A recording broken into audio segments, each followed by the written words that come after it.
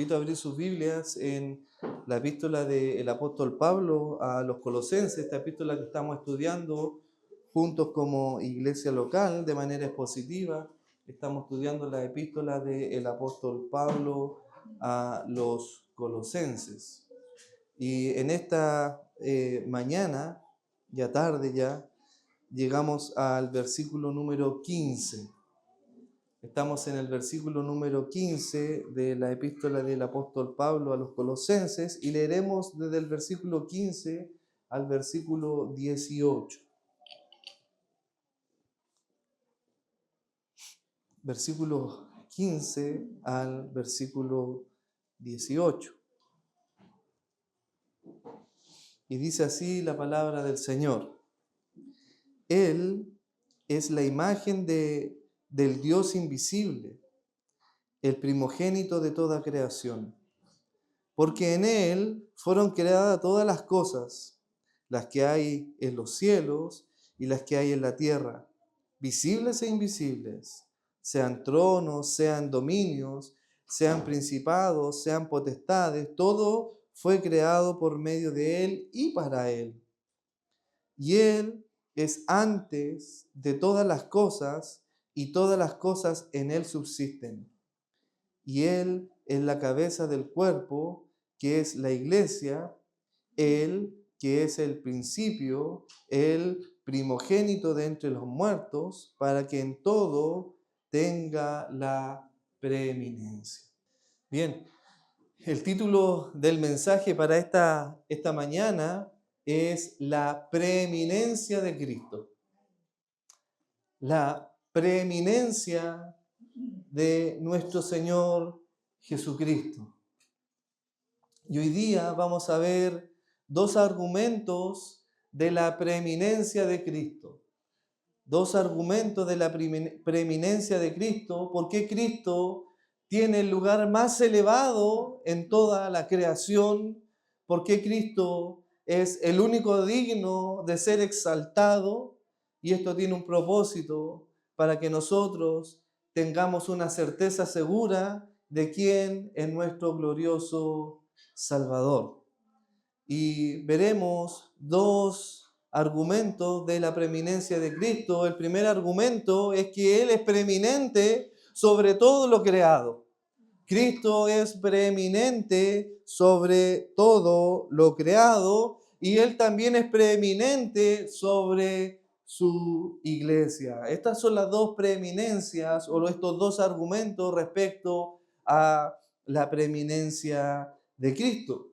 Y hemos llegado aquí a el tema clave de la epístola de Pablo a los Colosenses. Podríamos así decirlo, es como por ejemplo los que trabajan en la minería hacen una perforación y encuentran aquí la veta de oro. Aquí este es el tema clave central de la carta. Este es el propósito por el cual el apóstol Pablo está escribiendo esta carta a los Colosenses para dar a entender cuál es la preeminencia de Cristo en toda la creación y también en su iglesia. Y es importante que entendamos este versículo a la luz del contexto de la audiencia original. Recordemos que Pablo está escribiendo a una iglesia que él no conoce. Pablo está escribiendo a una iglesia que él no fundó, a una iglesia que él no apacentó, sino que está escribiendo a una iglesia que fue fundada y apacentada por un discípulo de Pablo llamado Epafras. Lo más probable es que Epafras salga de la escuela de Tirano, ¿cierto?, donde Pablo estuvo por años enseñando la sana doctrina.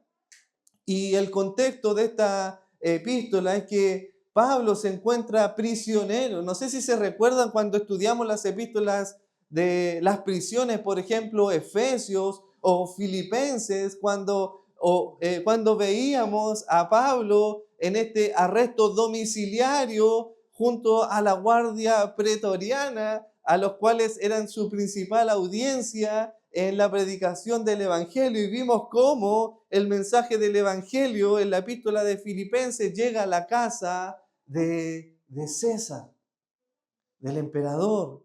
Y bajo esas mismas circunstancias es que lo más probable es que llega Epafras a visitar a Pablo a la cárcel donde estaba siendo custodiado. No era una cárcel como una mazmorra, sino más bien era como una casa donde estaba siendo arrestado de manera, o este conocido arresto domiciliario, ¿ya? Y llega Epafras a contarles algunas desazones que estaba experimentando la iglesia de Colosa, desazones que estaban siendo influenciadas por filósofos contemporáneos como Platón, por ejemplo, que trajo una herejía al interior de la iglesia llamada el gnosticismo. Y ese es el contexto de la audiencia original. El gnosticismo estaba influenciando a la iglesia de Colosa y la palabra gnosticismo viene de la palabra gnosis, que significa conocimiento. Los gnosticistas creían que uno podía llegar a un conocimiento más elevado espiritual o llegaba a un conocimiento espiritual tan elevado que le permitía por medio de ese conocimiento alcanzar la salvación. Es decir, ellos creían que la salvación no de Jesucristo, la obra de Jesucristo no era 100% suficiente, sino que se requería de la obra de Cristo más un conocimiento espiritual elevado. Eso era lo que estaban enseñando los gnosticistas al interior, los gnósticos al interior de la iglesia de Colosa. Y Pablo aquí ya deja a un lado en estos versículos ese saludo amoroso que expresa en los versículos 1 y 2, deja ahora a un lado esa oración que Pablo hace por los santos que están en Colosas del versículo 3 al 14 y ahora se centra en el problema y el propósito por el cual está escribiendo esta carta. De manera que aquí parte el punto doctrinal de esta epístola. Por esa razón, estos 3 versículos son el centro y el pasaje clave de esta carta. Y en estos pasajes vemos aspectos de la personalidad de Cristo. En estos pasajes vemos quién es el Señor Jesucristo. Y dentro de la teología sistemática, esta doctrina se conoce como la cristología. De manera que estos versículos están refiriéndose de manera exclusiva solamente a Cristo, a nadie más que a Él. Nadie puede adjudicarse ninguna realidad de estos versículos. Estos versículos hablan de manera exclusiva de quién es Cristo. Y dentro de estos versículos que acabamos de leer, hay unas palabras claves o un párrafo clave que está en el versículo 18. Y por favor quiero que observes este párrafo clave dentro de toda la epístola, podríamos así decirlo. Esta es la joya o el diamante de esta carta, esta declaración que está dando Pablo en el versículo 18, al final del versículo 18, donde dice: para que en todo Cristo tenga la preeminencia.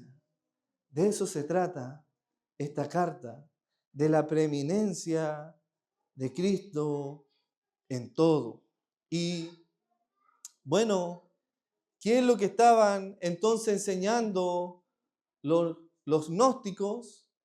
Era precisamente esto, que Cristo no era preeminente, que Cristo no era verdaderamente Dios. Porque los gnósticos creen que la carne o la materia es malo y solamente lo espiritual es bueno. Pero no, eso no es así a la luz de las Escrituras. De hecho, el libro de Génesis nos muestra que cuando Dios creó todas las cosas, cuando se hace esta apertura en la creación y Dios crea todas las cosas, y Él dice esta frase, y vio Dios todo lo que había creado que era bueno. De manera que no podemos sostener este argumento de los gnósticos de creer que las cosas creadas son malas. Por tanto, ellos creían que como Jesús para ellos era un ser creado, por lo tanto no podía ser perfecto, no podía ser verdaderamente Dios, sino que ellos llamaban que era una emanación de Dios, era como un espíritu de Dios, como un ángel que Dios enviaba al mundo, como muchos otros ángeles. Pero Jesucristo es más que un ángel. Él es Dios. Ellos creían y enseñaban una falsa dicotomía o dualismo de que todo lo material era malo y lo espiritual era bueno. Ellos enseñaban que solamente lo espiritual era bueno y ellos decían que Dios no podía crear cosas materiales porque estas cosas eran malas. Por esta razón Pablo deja a un lado, como dijimos, estos saludos, estas muestras de amor para enfrentar ahora a estos herejes. Y el primer punto que Pablo quiere abordar para enfrentar a estos herejes es mostrar la preeminencia de Cristo en su creación. Y observa conmigo el versículo 15. El versículo 15 dice, Él es la imagen del Dios invisible, el primogénito de toda creación. ¿A quién se refiere aquí Pablo con Él es? ¿A quién se refiere con Pablo aquí con Él es? Sabemos que aquí se está refiriendo a Jesucristo, pero ¿cómo sabemos eso? Bueno, por el contexto. Observa los versículos anteriores. Si quieres saber a quién se refiere o tienes dudas, tienes que conocer el contexto que envuelve este versículo. Y este versículo, el contexto sería el versículo 12, 13 y 14. Observa el versículo 12, con gozo dando gracias al Padre que nos hizo aptos para participar de la herencia de los santos en luz. Bueno, aquí Pablo está hablando del Padre que nos hizo aptos a ti y a mí, conforme al mensaje que oímos el domingo pasado, el cual, el Padre, nos ha librado de la potestad de las tinieblas y nos ha trasladado al reino de ¿quién? De su Hijo amado. Observa, ¿en quién? ¿En quién? En su Hijo amado tenemos redención por su sangre, el perdón de pecados. De manera que inmediatamente viene el contexto relacionado a su Hijo, que Él es la imagen del Dios invisible. Y aquí cuando hablamos de la imagen del Dios invisible, la palabra imagen viene de la palabra griega eikon, que significa una reproducción, una réplica, una representación exacta. Pero aquí no se refiere, queridos hermanos, a esa escultura. Por ejemplo, cuando tú vas al museo y puedes ver el busto, por ejemplo, de Bernardo Higgins, que es una imagen, una representación de la persona de Bernardo Higgins. Aquí no se refiere a una imagen como una fotografía, sino se refiere a la esencia misma y exacta de Dios. Jesucristo es la representación perfecta del Dios invisible. Ahora, obviamente las Escrituras nos proveen suficientes versículos para afirmar esta verdad de que Jesucristo es Dios y es la representación perfecta de Dios Padre, a quien nadie ha visto y viva. Eso nos dice la palabra de Dios en Éxodo. No hay quien haya visto a Dios y viva. ¿Por qué razón? Porque Dios es espíritu. Y los espíritus no se pueden ver, Por esta razón Jesucristo es la imagen perfecta del Dios invisible, del Dios Espíritu. Observa conmigo, por ejemplo, Hebreos capítulo 1, versículo 3, encontramos este mismo argumento del escritor de Hebreos refiriéndose a la imagen de Cristo que representa perfectamente a Dios. Hebreos capítulo 1, versículo 3 nos dice que el cual, refiriéndose a Cristo, siendo el resplandor de su gloria y la imagen misma de su sustancia, y quien sustenta todas las cosas con la palabra de su poder, habiendo efectuado la purificación de nuestros pecados por medio de sí mismo, se sentó a la diestra de la majestad en las alturas. Esa es la glorificación que recibe el Señor Jesucristo para que una vez recibida esta glorificación envíe su Espíritu Santo para el perdón de nuestros pecados. Pero lo que está argumentando aquí el escritor de Hebreos es que Jesucristo es el resplandor de esa Shekinah de Dios en el Antiguo Testamento. Eso que veía el pueblo de Israel cuando estaban en el desierto, o eso que veía el pueblo de Israel cuando descendía ese fuego en el tabernáculo que representaba la presencia de Dios. Hebreos dice, el escritor de Hebreos dice que Jesucristo es la representación perfecta de esa gloria. También Juan nos dice que Jesucristo es el principio. En el principio era el verbo y el verbo era con Dios y el verbo era Dios. Y aquel verbo fue hecho carne y habitó entre nosotros y vimos su gloria, gloria como la del unigénito del Padre. Y me encanta esa frase, es tan importante que entendamos que Jesucristo es el unigénito del Padre. Jesucristo no es parte de la creación. Jesucristo es el autor de la creación. Él nace de Dios Padre como hijo. Él es engendrado por el Padre y comparte la misma esencia y sustancia con Dios. Y todo está bajo Él porque Él es preeminente sobre todo. Filipenses 2, 5 al 7 nos dice que Cristo, siendo en forma de Dios, es decir, siendo Dios mismo, de la misma sustancia, tomó forma de siervo. Y quiero que veas esto, cómo Cristo se está haciendo visible, cómo el Dios invisible se está haciendo visible por medio de Cristo, en forma de siervo.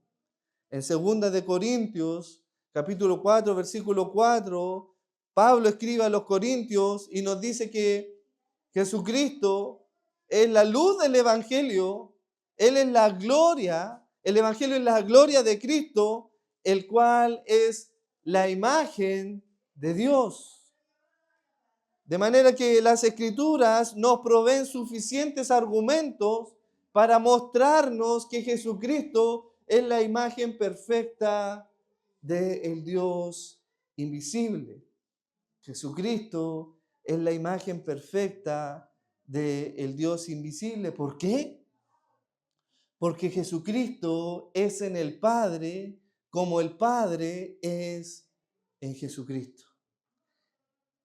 ¿No es esto lo que le preguntaron sus discípulos? ¿No es esto lo que le preguntó Felipe diciéndole al Señor Jesucristo, Señor, muéstranos al Padre? Qué ignorancia de Felipe respecto a la palabra de Dios, porque no sabe Felipe acaso de que nadie ha visto al Padre y viva. Nadie puede ver al Padre y puede permanecer vivo, porque Él es santo. Pero Jesús le dice, oh Felipe, tanto tiempo estoy con vosotros y no me has conocido. Felipe, ¿no me has conocido? El que me ha visto a mí, ha visto al Padre. ¿Cómo pues tú dices, muéstrame al Padre? ¿No crees que yo soy en el Padre y el Padre en mí? Estas son palabras de Cristo y esta es la razón por la cual los judíos querían asesinar a Cristo, porque Él se estaba atribuyendo una deidad que solamente le pertenecía a Jehová. Por esa razón los judíos querían matar a Jesús cuando Él dijo, antes que Abraham fuera, yo era. Y eso los judíos era como atropellar su propia identidad. Por tanto, hacer a Cristo menor que Dios es una blasfemia. Voy a repetir esto, queridos hermanos. Hacer a Cristo menor que Dios es una blasfemia. Y a menudo, y pensaba en esto, mis hijos empiezan a hacer preguntas más profundas y suelen preguntarnos, papá, mamá, ¿cómo es Dios? Y quizás tú como padre te has enfrentado a esta pregunta de tu hijo y quizás muchos padres fracasan en dar una respuesta clara a la pregunta de su hijo que desea saber cómo es Dios. Pero como tú, al parecer, respondes igual que Felipe y le dices, Señor, muéstranos al Padre para saber cómo es Él. Y el Señor te dice, tanto tiempo estoy con vosotros y no me conocéis. La respuesta correcta de un padre amoroso a su hijo que le hace esta pregunta de cómo es Dios debe ser la siguiente. Hijo, ¿quieres saber cómo es Dios? ¿Quieres saber cómo es Él? Mira a Cristo. Así es Dios. ¿Quieres saber cómo es Él? Mira a Cristo. ¿Quieres saber lo que Dios piensa de tu pecado? Mira a Cristo lo que piensa del pecado. ¿Quieres saber cómo es el amor perfecto de un Dios inmutable? Mira a Cristo. ¿Quieres saber qué es lo que piensa Dios del matrimonio? Mira a Cristo. ¿Quieres saber cuáles son las consecuencias del pecado? Mira a Cristo, clavado en una cruz. ¿Quieres saber cómo Dios ama a su iglesia? Mira a Cristo. ¿Quieres conocer a Dios? ¿Quieres saber más de Él? ¿Anhelas conocerle? Mira a Cristo. Velo en su palabra. Él es la imagen perfecta del Dios invisible. Si Dios fuera un hombre, ¿cómo sería ese hombre? Sería como Cristo. ¿Cómo sería ese hombre? Sería santo, inocente, sin mancha, apartado de los pecadores y hecho más sublime que los cielos, porque Él es preeminente sobre toda su creación. Si Dios fuera un hombre, sin lugar a dudas, ese hombre haría muchos milagros porque es Dios. ¿No es así como vimos a nuestro Señor hacer muchos milagros? Sanó a leprosos, dio vista a los ciegos, pero siempre el hombre duda y hay incertidumbre en el corazón de los hombres, como por ejemplo en Nicodemos, que observando esta realidad en Jesús, él llega al argumento correcto. Cuando vemos ese famoso párrafo conocido de la palabra de Dios que viene Nicodemo de noche, quizás porque sentía vergüenza o miedo de los miembros del Sanedrín, no lo sabemos, ¿Por qué vino de noche? Pero cuando vino de noche, Nicodemo le dice, que era principal entre los judíos, le dice, Rabí, sabemos que has venido de Dios como maestro, porque nadie puede hacer estas señales que tú haces si no está Dios con él. Bien, Nicodemos, bien, nadie puede hacer lo que Cristo hace si no está el Padre en él. Cristo, si fuera un hombre, haría milagros como los hizo Jesucristo. Si Dios fuera hombre, ese hombre mostraría su poder sobre su creación porque es Dios. Si Dios fuera un hombre, ese hombre tendría que tener suficiente poder sobre su creación. ¿No es eso lo que vimos en nuestro Señor Jesucristo? Cuando pasaron al otro lado del lago y despidieron a la multitud, le tomaron sus discípulos y le subieron sobre la barca, y estando él en la barca, dice que se quedó dormido, y resulta que cuando estaba dormido se levantó una tempestad en medio del mar, y fueron sus discípulos donde su maestro y le dijeron, despierta, maestro, ¿no te das cuenta que perecemos? ¿No te das cuenta de esta gran tempestad, de estos vientos que rompen ya nuestra barca? Y se levantó el Hijo de Dios, el hombre Dios, y le dice a su creación, calla, enmudece. Porque si Dios fuera hombre, tendría poder sobre su creación, como Cristo lo tiene en su creación. Y ellos se preguntaron, sus discípulos, a ver esta obra gloriosa del poder de Jesucristo, se hicieron esta pregunta en San Marcos 4:35 al 41, se hicieron esta pregunta, ¿quién es este que aún el viento y el mar le obedecen? Sin lugar a duda tiene que ser Dios. Tiene que ser Dios. Porque ¿a qué hombre le puede obedecer la creación? Solamente a Dios. Por esa razón, Jesucristo es el primogénito, es la preeminencia en toda su creación. Observa que no solamente Él es la imagen del Dios invisible, sino también es el primogénito de toda su creación.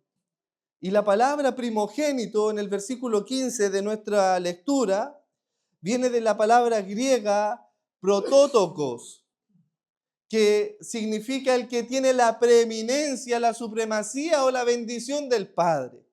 Y aquí hay que hacer una distinción, porque muchos piensan que el primogénito es el que nace primero. Ese es el que recibe la primogenitura. Pero a lo largo de las Escrituras vemos casi todo lo contrario.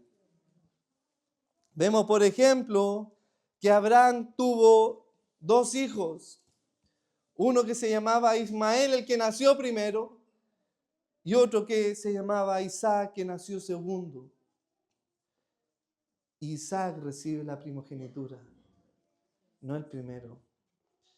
Vemos que Isaac también tuvo dos hijos, Esaú, que nació primero, y Jacob, que nació después, pero Jacob recibió la primogenitura.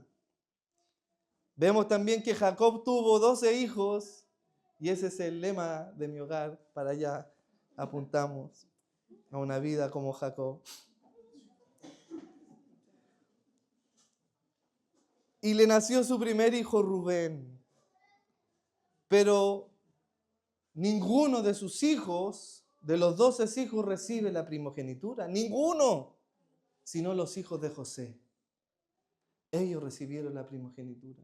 Entonces no sé si te das cuenta que la primogenitura no tiene mucho que ver con el que nace primero, sino a quien Dios el Padre desea darle su preeminencia, su herencia, su autoridad. Y me encantan estas palabras de William Hendrickson, que comenta al respecto a el primogénito, diciendo que es aquel a quien le pertenece el derecho y la dignidad de primogénito en relación a toda la creación. Eso es Cristo. Le pertenece el derecho. No por ser, vuelvo a decir, el primero en ser creado. No. Porque Él es el creador de todas las cosas.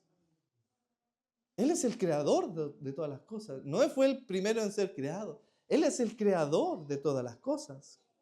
Por eso Juan dice en su capítulo 1, en el principio era el verbo y el verbo era con Dios y el verbo era Dios. Este era en el principio con Dios y todas las cosas por Él fueron hechas y sin Él nada de lo que ha sido hecho fue hecho. De manera que Él no es el primogénito en haber sido creado, sino que es el primogénito en derecho y dignidad. Por esa razón, el escritor de Hebreos nos apunta a este heredero, que no es el Adán primero, sino es el segundo Adán. El primer Adán no recibe la primogenitura, sino que el segundo Adán es el que recibe la primogenitura. Porque el primer Adán fracasó, le echó la culpa a su esposa. Mas este segundo Adán no le echa la culpa a su esposa, sino que redime a su esposa y él recibe la primogenitura.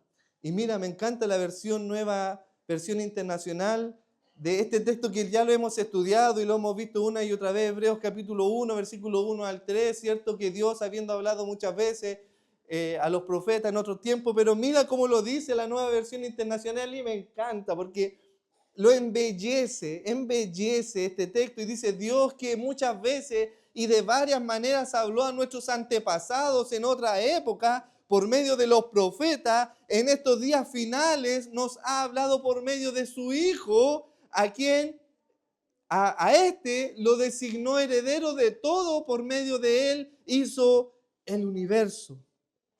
El Hijo refleja el brillo de la gloria de Dios y es la fiel representación de lo que es Él. Qué hermoso texto, hermanos. Jesucristo es el heredero porque Él es el primogénito sobre toda la creación.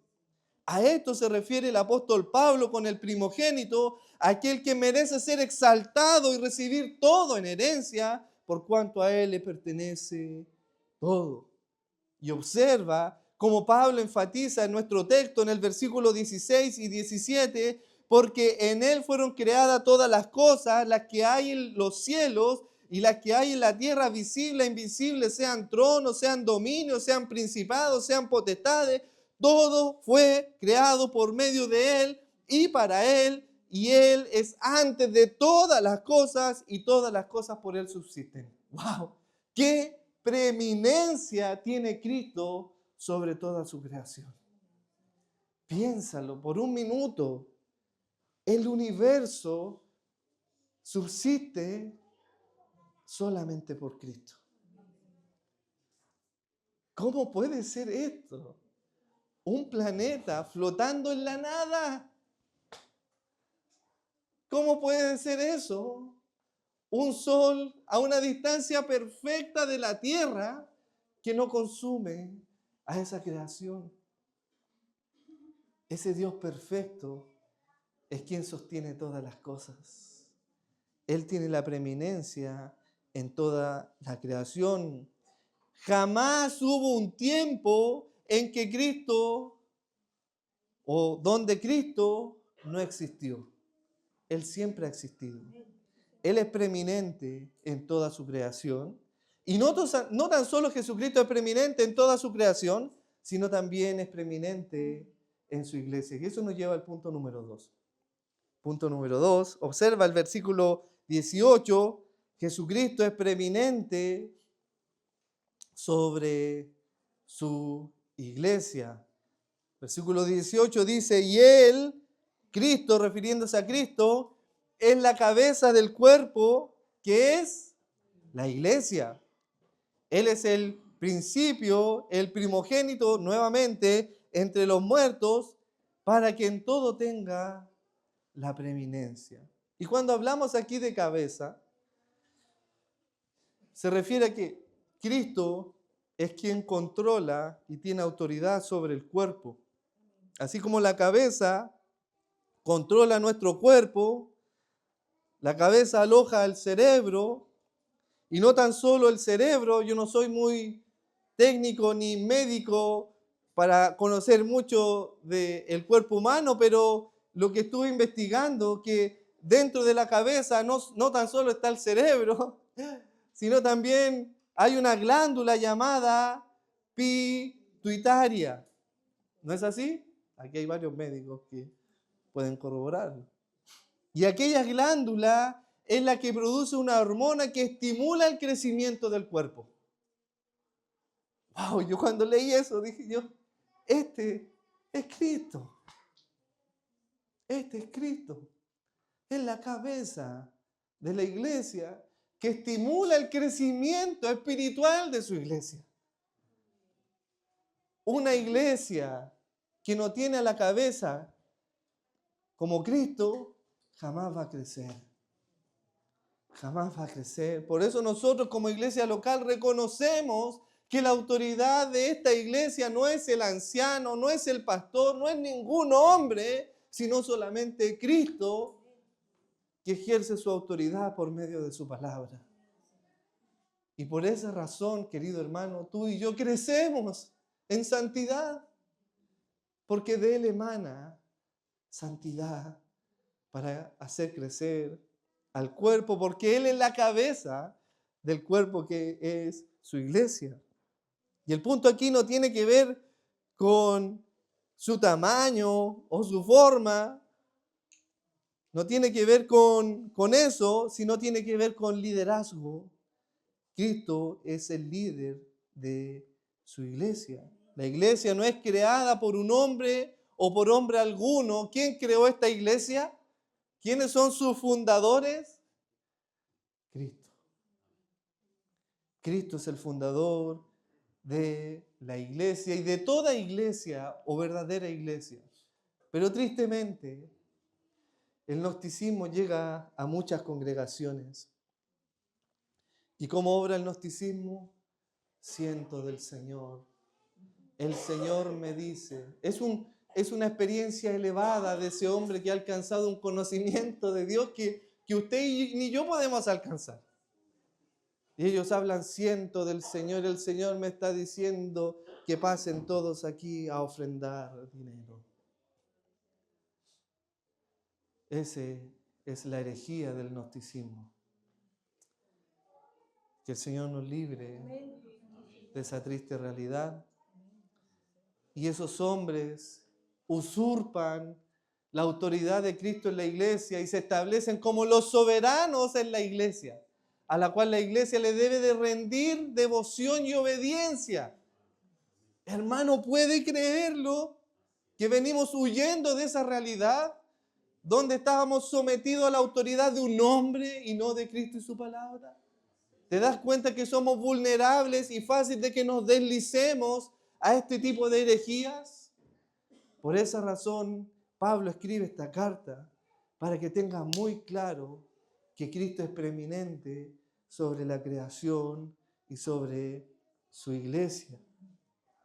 Y me encanta esa declaración cuando Pedro le dice, ¿quién eres tú? Eres el Cristo. Y Cristo le responde a Pedro en Mateo 16, 18 y le dice, yo también te digo a ti, Pedro, y sobre esta roca edificaré mi iglesia. No dice tu iglesia, Pedro. Porque la iglesia le pertenece a Cristo. No le pertenece a hombre alguno. Él no solamente es el creador de la iglesia, sino también el que le da la vida a la iglesia. Eso es lo que está diciendo Pablo aquí argumentando. Observa lo que dice el versículo 18. Dice que Él es el primogénito de entre los muertos. Esa es la garantía de nuestra resurrección una vez que partamos de esta tierra. Y esa es la garantía solamente para la iglesia, para mostrar la supremacía de Cristo sobre su iglesia, que le da esta garantía de que la tumba de Él está vacía.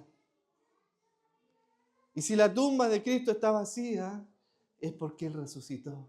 Y si Cristo resucitó, es que tú y yo vamos a resucitar de entre los muertos. Y eso es lo que quiere argumentar aquí Pablo y lo que enseña Pablo a los corintios y a los romanos, que dice, y el Espíritu dice claramente que levantó de los muertos a Jesucristo en medio de vosotros. Él levantó de los muertos a Cristo, a Jesucristo, y lo vivificó con un cuerpo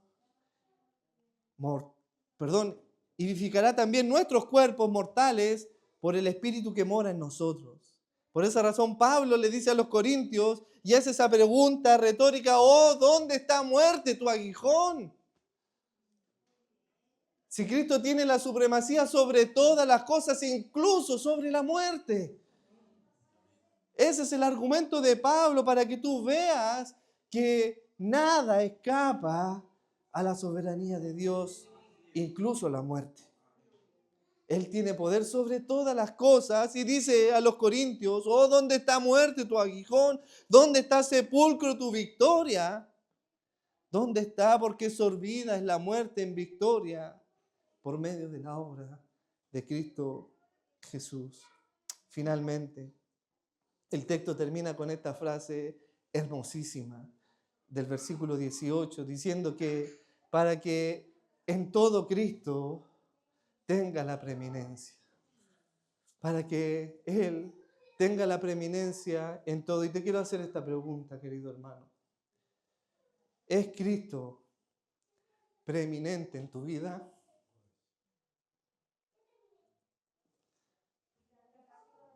¿Es Cristo preeminente en tu vida? ¿Cristo ocupa un lugar de privilegio en tu vida? ¿Qué tanto abarca su autoridad y su preeminencia en tu vida?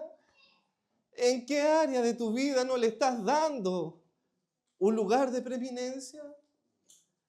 Esta es mi vida privada. Cristo, aquí no te metas, porque aquí mando yo.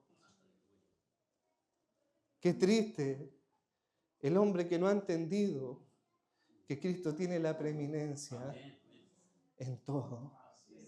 Si Cristo no tiene la preeminencia en tu vida, déjame decirte que tú no eres de Cristo.